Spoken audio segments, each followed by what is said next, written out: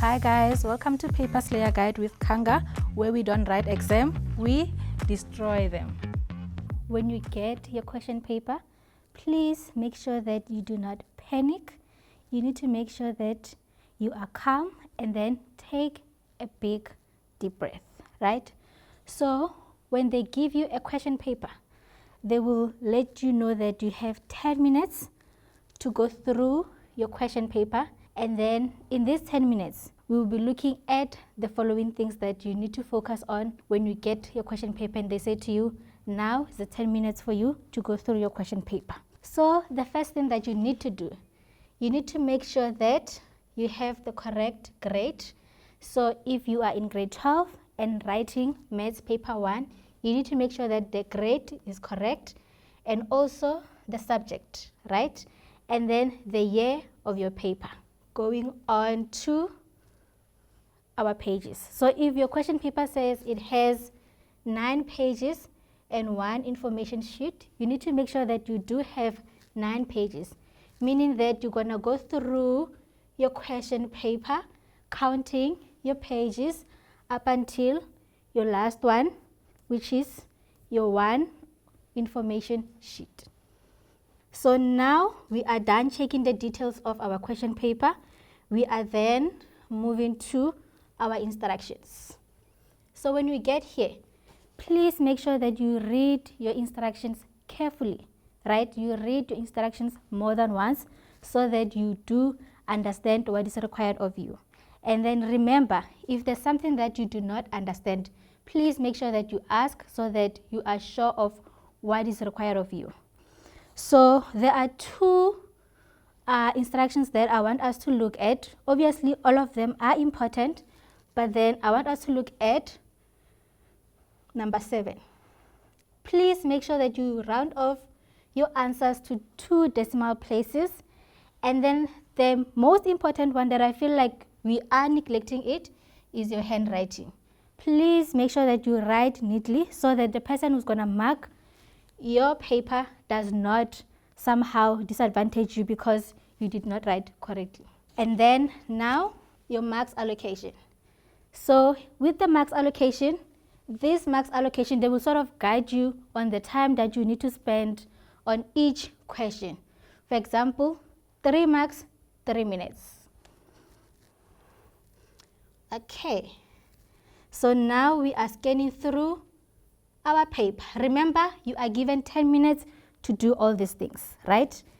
Make sure that you stick to that 10 minutes going through your paper. You are not writing yet, but then you are sort of checking your question paper.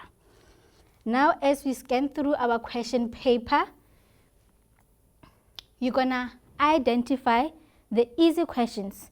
Easy questions meaning that these are the questions that you will be able to answer without a struggle. So for example, let's say question 1 is easy for you. You're going to mark it up and say, let's give it a name. Let's say it's going to be easy 1, meaning this is the first question that is easy for you that you'll be able to answer. And then you are browsing through your question paper, and then you realize that even question 4 is easy for me, and then you mark it up, and then it's going to be easy 2, right? But then remember, when you write these questions or your answers, right, on your answer book, you write them correctly, you number your answers correctly, right, based on your question paper. Okay, let's go up. So once you are done identifying the questions that are easy for you, you will then go to the difficult ones. But then remember, in all this of choosing the easy questions and the difficult ones, we have 3 types of people, right? The 3 types of people, the first one obviously will be the one who chooses the easy questions and then moving on to the difficult ones. But then remember, for example, let's say you said question 1 will be easy, but somehow when you get to 1.1.3, you realize that it might be like difficult or it's difficult.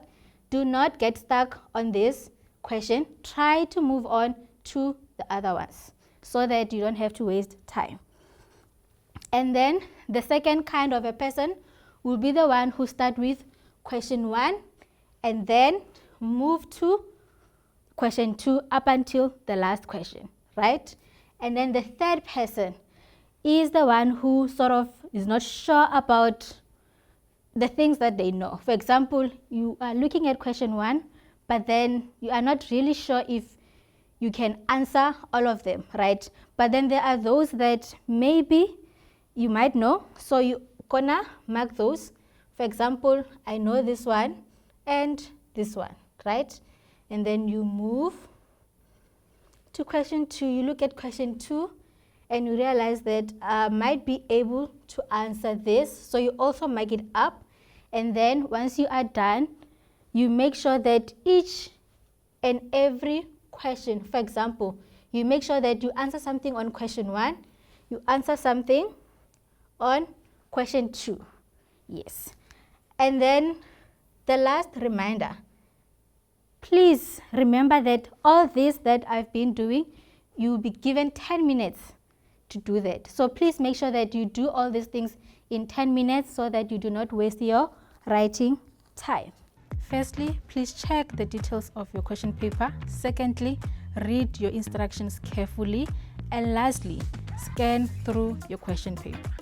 Remember to check that you have the correct answer book that corresponds with your question paper. For more assistance and question paper, you can use Crack the Maths Code.